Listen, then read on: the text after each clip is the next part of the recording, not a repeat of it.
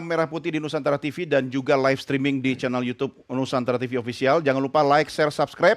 Anda pun bisa memberikan komentar, pertanyaan terkait dengan diskusi malam hari ini. Langsung kita bertemu dengan analis kita, Bang Yakub. Habis soal ijazah, muncul lagi nih babak baru. Seperti yang nggak habis-habis soal skripsi yang nggak rampung dan KKN yang nggak jelas. Komentar Anda. Ya kita sayangkan ya tentunya Bang, karena perkara ini kan kalau kita tarik sedikit mundur, ini sebenarnya sudah panjang perjalanannya. Saya bilang panjang karena bertahun-tahun nih. Dari awalnya ada gugatan oleh beberapa pihak ke pengadilan negeri, ada juga gugatan kepada TUN, dan semuanya tidak diterima. Yang di situ juga membuktikan berarti memang tidak ada legal standing mereka untuk mengajukan atau meminta atau memaksa Pak Jokowi untuk menunjukkan. Nah, sekarang kemarin kita lihat bersama mungkin dari pihak Bareskrim sudah melakukan penyelidikan yang sangat komprehensif dari pemeriksaan saksi, sangat banyak saksinya, dan dari pemeriksaan dokumen-dokumen, ada juga semua histori perkuliahan Pak Jokowi semua diperiksa. Nah, walaupun kami melihatnya sebenarnya simple Mas ini semua. Ketika kita mau menanyakan keaslian suatu ijazah, kan yang ditanya adalah penerbitnya. Sama aja kayak kita mempertanyakan keaslian sertifikat tanah. Kita tinggal konfirmasi ke penerbit yaitu BPN contohnya. Ketika BPN sudah mengkonfirmasi betul, ini adalah betul. Sertifikatnya tidak palsu, sudah tercatat, semua proses pada saat pendaftarannya hingga penerbitannya semua ada di arsip. Apa mungkin kita masih mencoba mempertanyakan itu? Tapi kan ternyata mungkin. Buktinya kan ada orang yang masih mempertanyakan. Dan kami hormati. Karena itu kan hak setiap warga negara individu untuk memiliki suatu kekhawatiran atau suatu komplain dan sebagainya. Oleh karena itu kami biarkan ketika ada laporan kepada Pak Jokowi di Bareskrim. Namun ya harapan kami ketika seseorang melaporkan suatu perkara atau dugaan tindak pidana kepada Bareskrim Polri, maka ya tentu harus menghormati hasil dari Polri tersebut. Jangan sampai melapor ke sana, meminta seluruh masyarakat fokus, mendesak Polri untuk segera melakukan penyelidikan ketika penyelidikan dilakukan dan ada hasilnya, yaitu bahwa tidak ditemukan tindak pidana dan penyelidikan dihentikan, tidak terima. Yang lapor polisi malah nggak percaya polisi setelah dapat hasil begitu? Begitulah faktanya Bang. Iya, tapi Pak Ugro, masyarakat ada yang percaya dan tidak percaya. Dalam kasus ini pendapat Anda seperti apa? Kalau melihat cara kerja institusi yang pernah Anda pimpin ini? Iya, saya sejak awal juga mengikuti masalah ijazah yang diduga palsu tadi Pak Jokowi. Jadi sebetulnya kalau Pak Jokowi tidak dari awal tidak mendaftar wali kota Solo, gubernur Jakarta atau presiden, mungkin tidak ada masalah. Jadi fokus pasalnya saja di sini adalah pasal 263 ayat 2 menggunakan.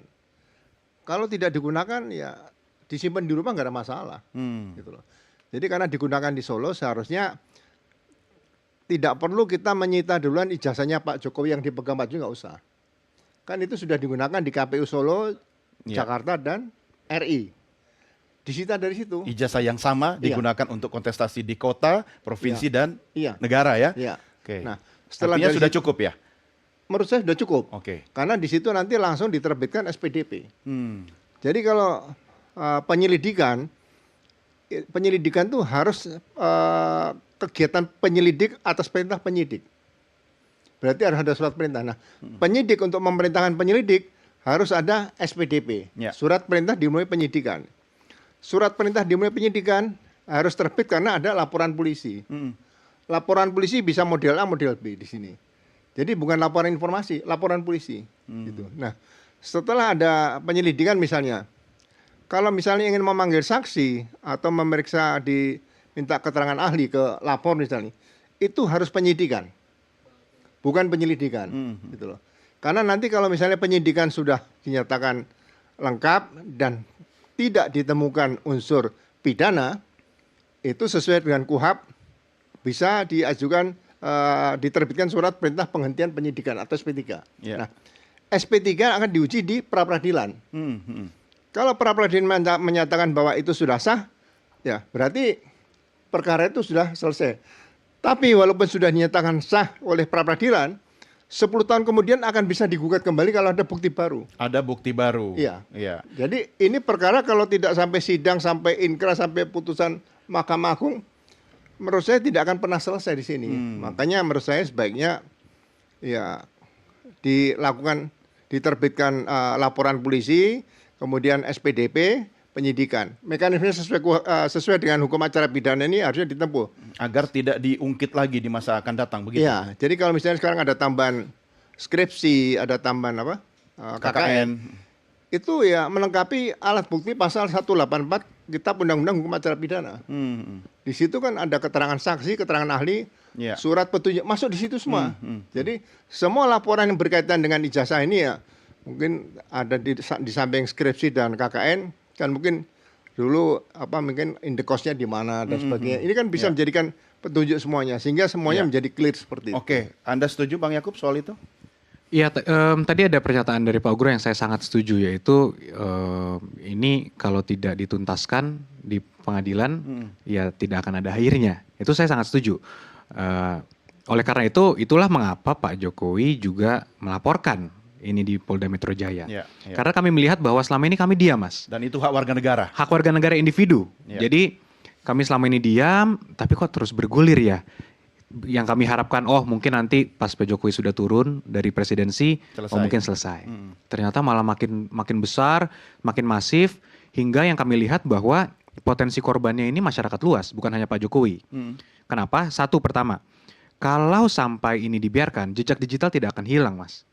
Jadi semua orang nanti dari manapun mereka berada, mereka bisa selalu menganggap dan lihat online itu, berarti benar nih Pak Jokowi ini punya ijazah palsu. Nah itu kan tidak bisa dibenarkan. Kebenaran versi media sosial. Itu dia, itu yang kita khawatirkan, jangan sampai itu dibiarkan. Yang Anda perjuangkan adalah kebenaran? Kebenaran yang absolut, yaitu kebenaran material. Tapi yang di sini juga menganggap punya kebenaran versinya sendiri. Itulah yang sangat berbahaya, Mas. Kenapa itu berbahaya? sangat berbahaya. Karena kebenaran itu kan sebenarnya tidak ada versi-versi. Kebenaran itu adalah, kebenaran material itu hanya satu sebenarnya. Dan itu mutlak. Mutlak. Tapi belum, ya tadi kata Jenderal Ugro gitu kan, ya harus selesai sekarang biar nanti nggak ada kebenaran-kebenaran versi yang lain begitu. Betul, oleh karena itu laporan di Barreskrim ini kan dihentikan penyelidikannya karena tidak ditemukan unsur pidana.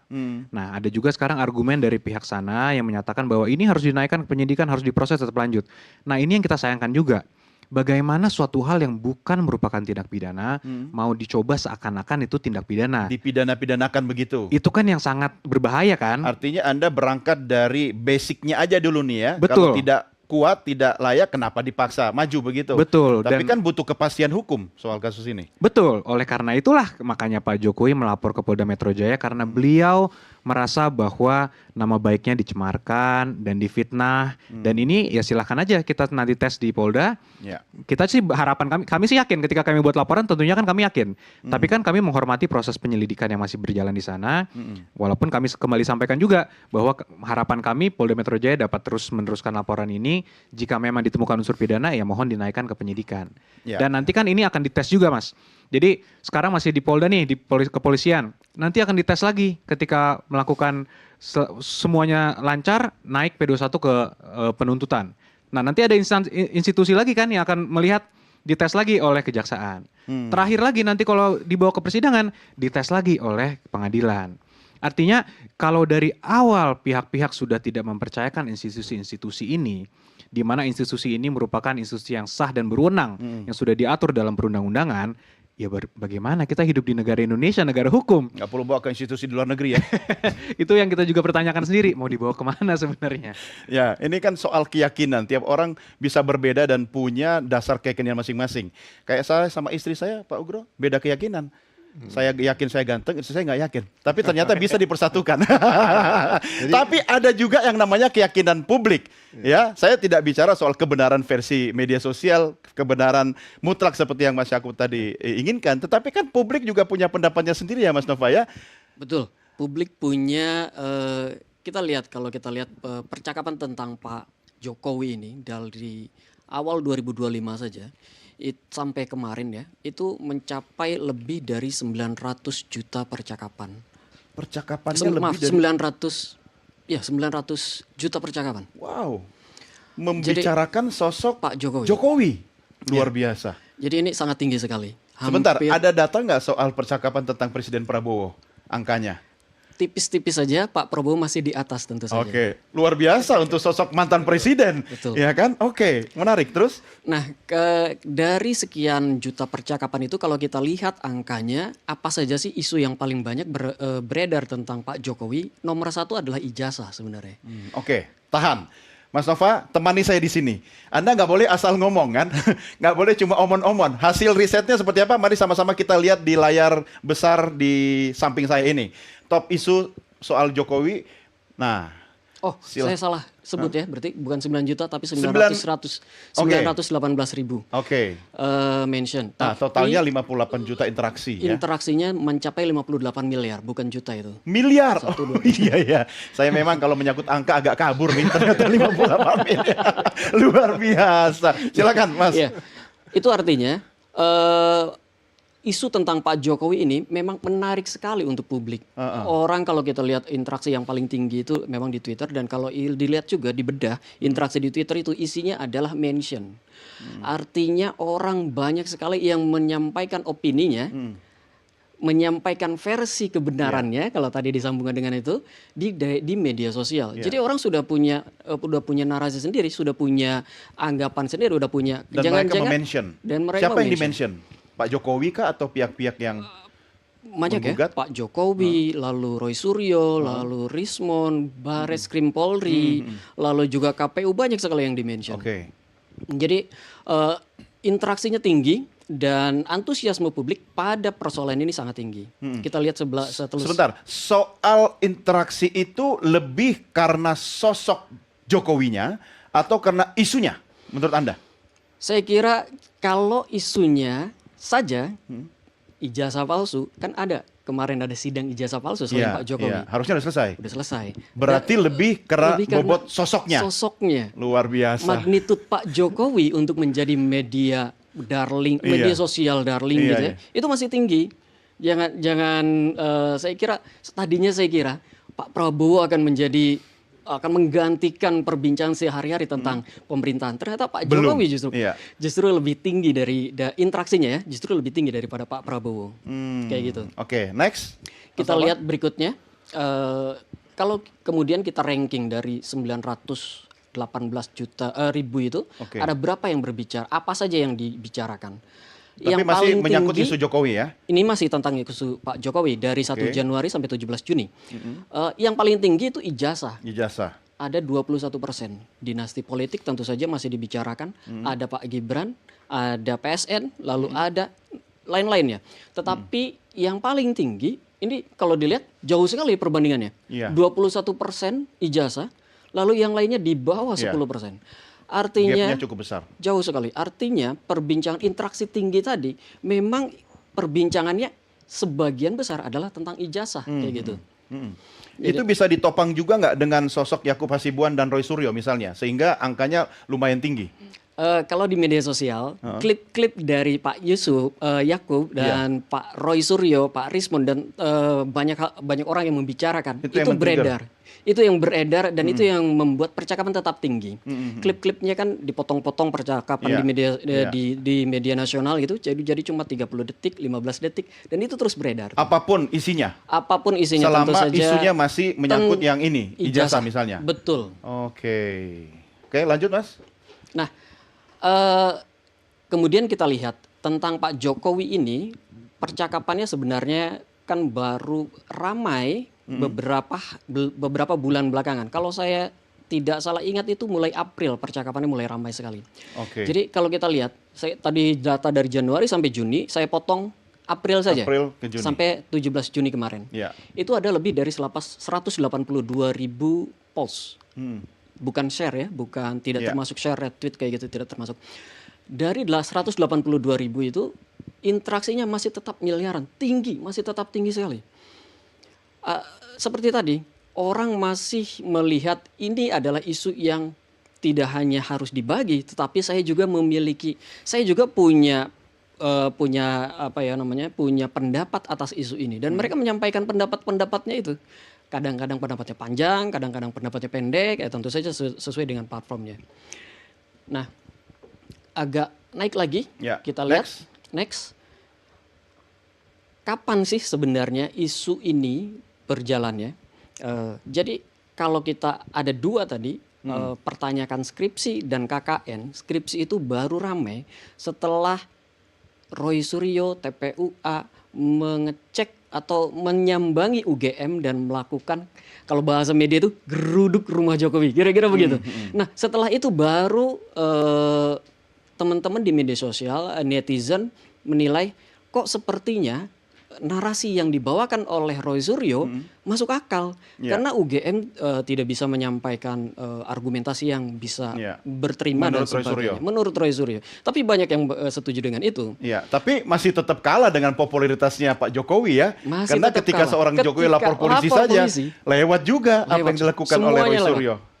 Semuanya lewat. Jadi meskipun Pak Jokowi itu menerima wawancara, itu saja sudah menaikkan perbincangan tentang dia. Dan Oke.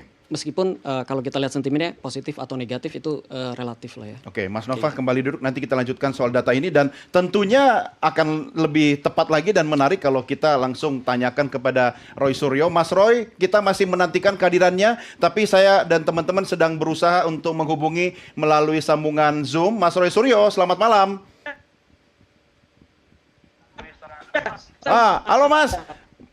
Ya, Mas. Oke, kita tungguin loh di studio loh Mas.